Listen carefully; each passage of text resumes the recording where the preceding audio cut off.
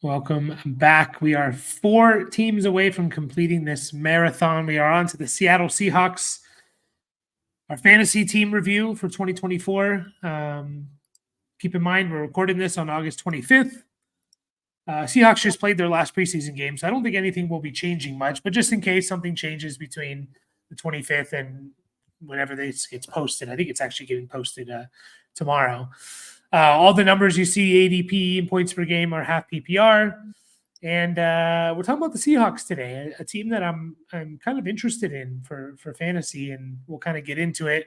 Starts off with Geno Smith. By the way, the Pete Carroll, you had Pete Carroll and Bill Belichick. Those two are gone, so the NFL looks different. They brought in a new head coach from the defensive coordinator of the Ravens. Is it Mike McDonald? I think I'm getting that right. Mike McDonald, yeah. He was also University of Michigan's defensive coordinator just a couple of years ago. So, yeah. He knows the Harbaughs, Jim and John, pretty well. Then he's a defensive coach. I mean, it's kind of most of the coaches are offensive. The head coaches are offensive guys. So it's not saying it's a bad thing, but just pointing these guys know both sides of the ball, though. If you're a professional head coach in the NFL, you definitely know a little bit more than just your defense or offense. But they did bring in the offensive coordinator of the Washington Huskies last year, so that's exciting. But Geno Smith is seemingly leading the way here. Obviously had a resurgence there and revitalized his career in 2022. He was the QB 10 in points per game, average 18.5 points. That kind of came back down to earth a little bit last year. He wasn't terrible, but it just didn't click with Seattle. He still threw 20 touchdowns to 9 interceptions, but that's 10 less touchdowns than 2022, and he threw for 600 less yards. It just didn't seem to click. Seahawks under Pete Carroll notoriously were always at the bottom of the league in plays per game. They were a very slow-paced team. Even with Russell Wilson in his prime, when he was a top quarterback for fantasy, he wasn't throwing the ball that much. He really wasn't. He was just super efficient with it. So I think that's going to change, which is why I'm excited about Seattle overall and about this offense, because they have a lot of good weapons. If they're going to be a little bit more modern and fast-paced and going to pass the ball more, then you're going to have some good numbers here from a lot of players. Geno's in that probably stream range. Pick him up when you need him. If he's doing really well to start the season, pick him up. If you need him in week 7, he's on the waiver wire for a week, you pick him up and start him, kind of in that Derek Carr tier. So if he does get back to running the ball like he did in 2022, he averaged 21 rushing yards per game, which is really good. It's a good solid floor. If he does that, he'll be fantasy worthy. If not, he's probably just a streamer. So are you interested in drafting him at all, or just kind of, Yeah, not me. I don't think so. It's he's just a guy, and he's not bad. Like that's good that you point out about his rushing. 20 yards a game or 20 yards a game? Does that get you? In 2022, that's what he did. Does that give you about 400 yards for the year? Yeah. Yeah, he averaged 21 and a half. So that's it's just over 350. So it's between 350 and 400. 366 to be exact. He didn't run much last year, though. No, he ran a lot less. It's essentially equivalent to like eight or 9 extra touchdowns a year. So it's significant enough.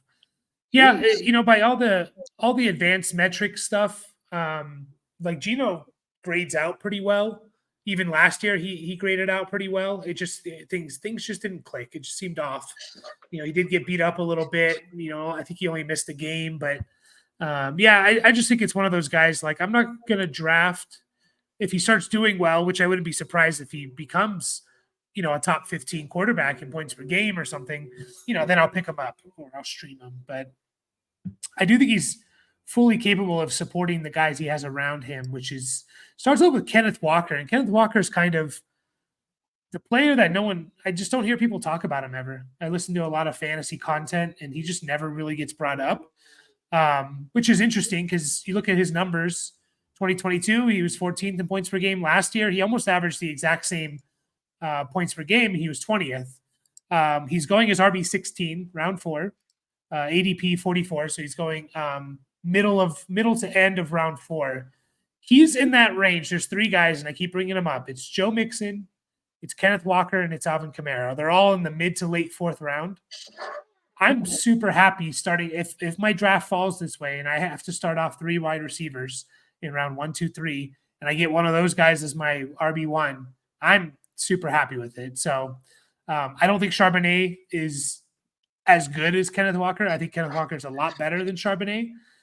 So I'm not worried about Zach Charbonnet, which a lot of people were last year. I think this offense, again, is going to be a lot better.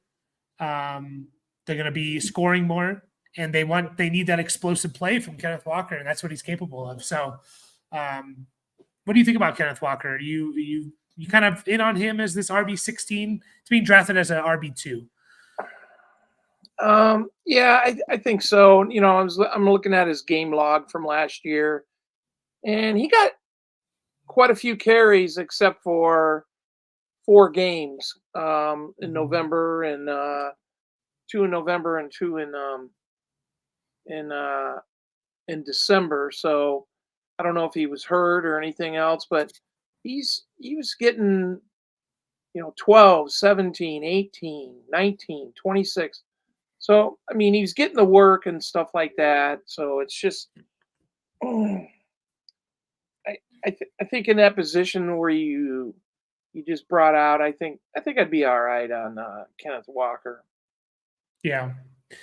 And I'm always interested in when there's a coaching change, guys want their players that fit their system.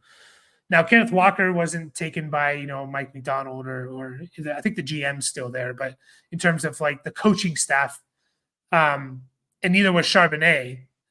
But so then when that happens, you have 2 guys who, neither are part of the coaching staff's guys. I go with who I just think is better, and I just think it's Kenneth Walker. So I think he's significantly better than Zach Charbonnet. What I like in fantasy is guys that, especially in these mid rounds, guys that are being drafted, in my opinion, around their floor, and they have upside of being top. I think Kenneth Walker can be a top 12 running back. And I think at worst, he's a low-end RB2, which is where you're drafting him. RB 16 to 20 is where he's going to fall, kind of worst-case scenario, in my opinion. So I don't think he's going to necessarily catch a lot of passes. He'll get 30 or so. But, I could see him with 250 carries, averaging 4.5 yards per carry type of stuff. So Zach Charbonnet is the other guy. Didn't make a graphic for him. I kind of think he's just a handcuff. He's being drafted as a handcuff, round 12.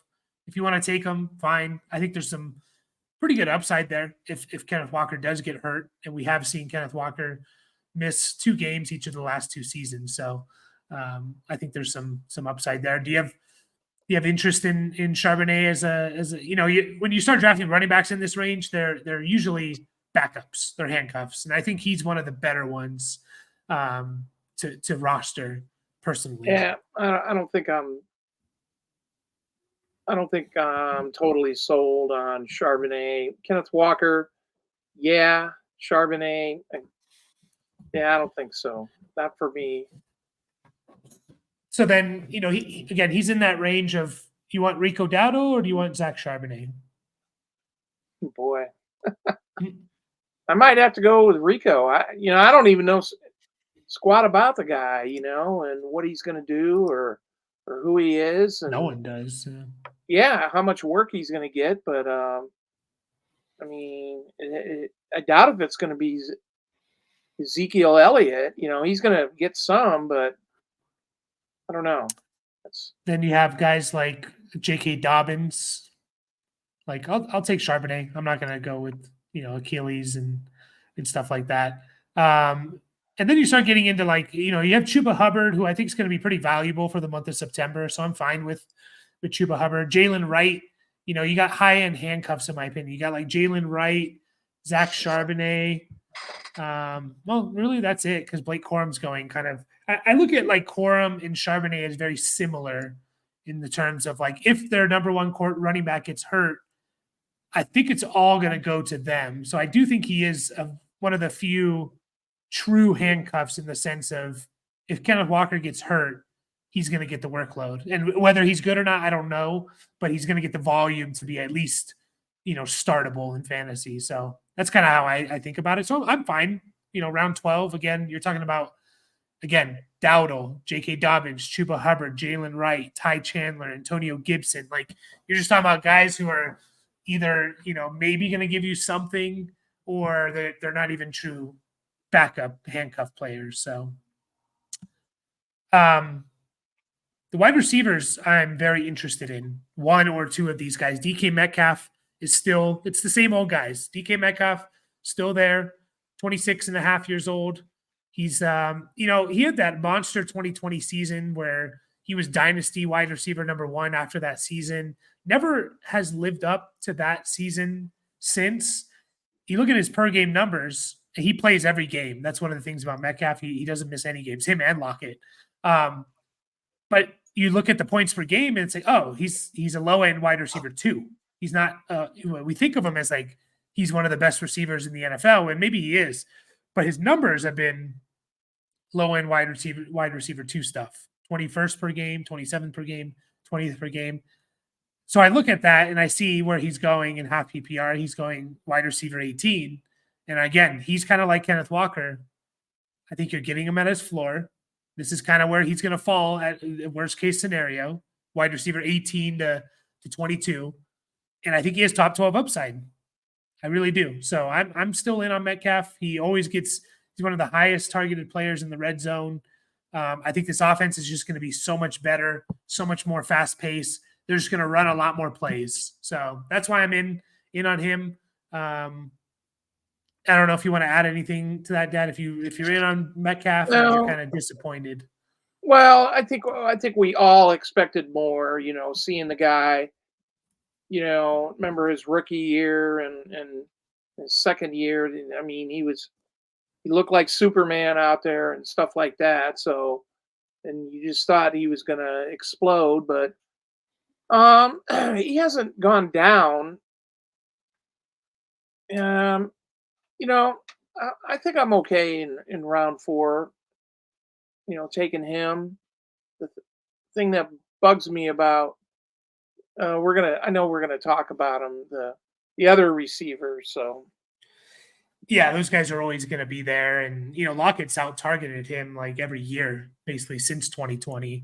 But again, I think he's the like. Do you really see him if he's healthy falling that far out of like top 20, like 20 per game, 22 per game or something? I don't really see him falling that far out. No, I don't either. He should get a positive regression in touchdowns, like for how many times he's targeted in the end zone. He should probably get double-digit touchdowns, but yeah, I'm just looking at plays per game with Seattle the last 3 years. 2021, 32nd. They ran 56.1 plays per game. That's 3 less per game than the second worst team. Like, you compare that to number 1, Baltimore in 2021, running almost 70 plays a game, literally 14 plays more per game. That's significant, man. Like you're telling me like you get 14 more opportunities for DK Metcalf to catch a couple more passes, like a couple more catches per game, right? Like it's really significant. I know it doesn't necessarily maybe sound like a lot. 2022, Seattle was 22nd, 61.5 per game, still pretty low. And then last year, Seattle 32nd again, 58.5. Compare that to the Browns who ran the most. Even they just need to be in the middle, about 63, 64, 65, about 7-8 more plays a game. And to me, that's 1.5 more catches per game for Metcalf or something, if not more. So JSN's the next one being drafted. The rookie last year, first receiver to be taken, 22 and a half years old. He's going around 9, wide receiver 45. I'd say for a lot of people, he was disappointing last year, but we also kind of expected it. because he went into a situation with Metcalf and Lockett. He also started off the season hurt. He played every game, but remember he like hurt his calf or something, and they thought he was going to miss a couple weeks, and he didn't. He still had 93 targets last year. Just wasn't used in that great of a role. I think he'll play more in the slot now and hopefully on the outside. I hope he takes over some of Lockett's role, but I'm in on JSN. I still think he's a really good player, and he's in round 9, so he's a bench player at this point. And I think the upside's kind of through the roof here. So I don't know if you feel the same there, Dad. If you're a little bit lower on JSN, it was a little disappointing that that's the Seahawks decided to keep Tyler Lockett, and it's like, geez, you got the next guy. JSN we thought was going to be the next guy, and there was a choice there in the offseason, and they kept Tyler Lockett, and so which 3 wide receivers makes it a little harder spreading the ball around a little bit, and so that affects fantasy value slightly. Mm-hmm. Yeah, it does. I just think sometimes you just got to play your good players. And I think at this point in their careers, Tyler Lockett's going to be 32 this year. And we saw kind of the fall off a little bit. It's like, okay, like I just like JSN here. I think I'd be very surprised once again if you're not like, I just think the upside's kind of through the roof here. And that's what I like to go for, especially in this later rounds. You got rookies going around him. You got guys like Addison, McConkey, Keon Coleman. I understand there's some upside with all those guys, but Jameson Williams is going around there, Cortland Sutton. So it's an interesting group.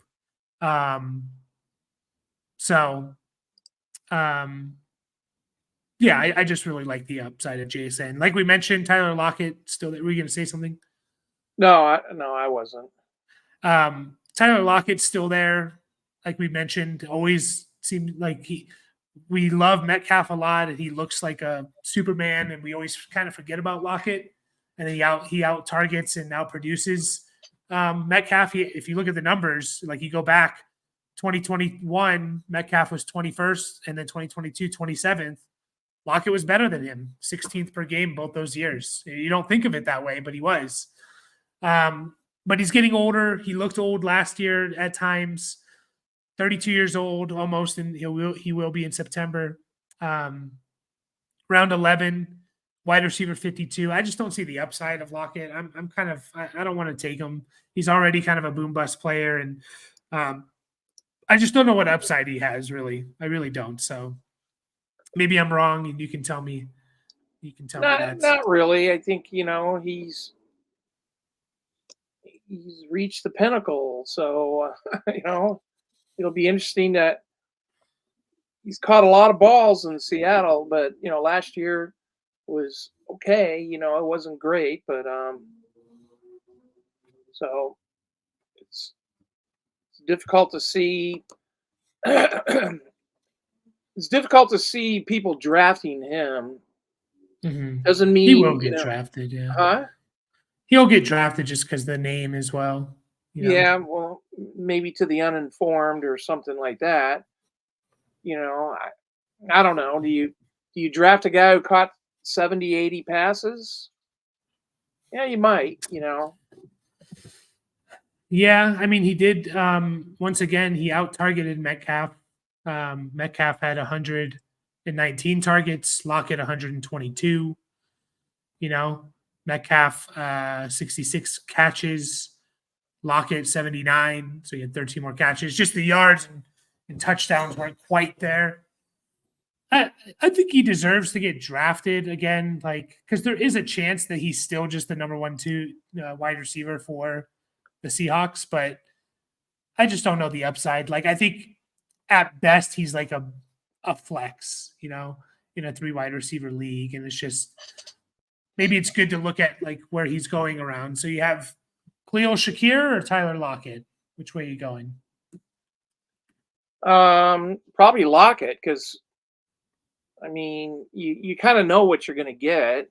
The guy plays every game. Mm-hmm. When's the last time you heard about an injury with Tyler Lockett and stuff? Yeah, him and Metcalf never get hurt. It's not Right. their thing. Yeah. Shakir, we're assuming something's going to happen with him and Buffalo, something good or something like that. So, yeah, I'd lean Shakir just because of upside. Again, like we're talking about round 11, round 12 picks, and Shakir to me has a better chance of being like a top 30 wide receiver than Lockett does. Lockett and Romeo Dobbs, Lockett and Jacoby Myers. I don't know. They're like you can kind of argue all those guys, Lockett and Joshua Palmer. Like you can kind of argue all of them, I think, over Lockett. So I'll probably pivot somewhere there. And then Noah Fant.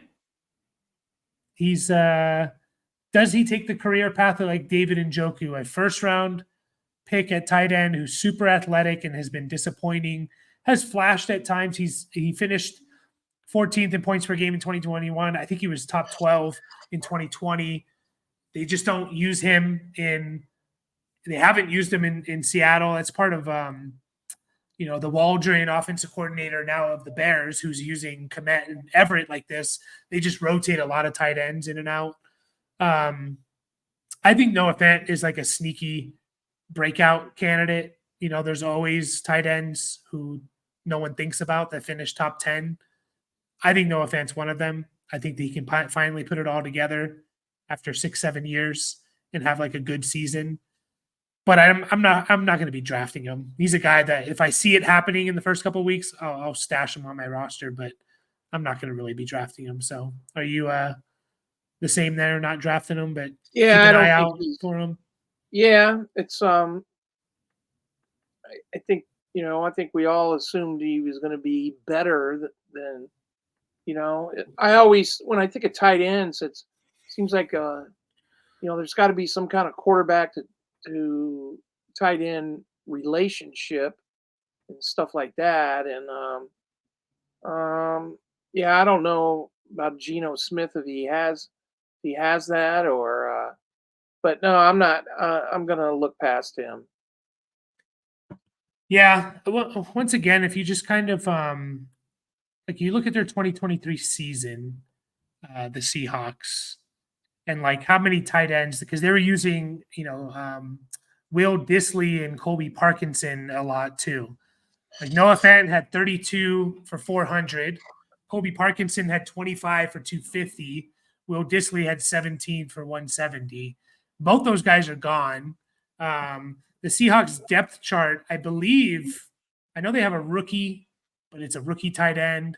I don't really know who their tight end 2 is. They could switch to just really using one guy.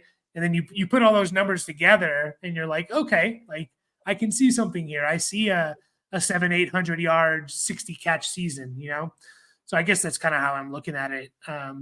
We don't know if that's going to work out or not, but that's kind of how I'm imagining it. But he's a waiver wire guy. Just keep an eye on him.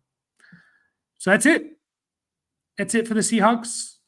We will be back talking about the Tampa Bay Buccaneers. We will see you all in that video.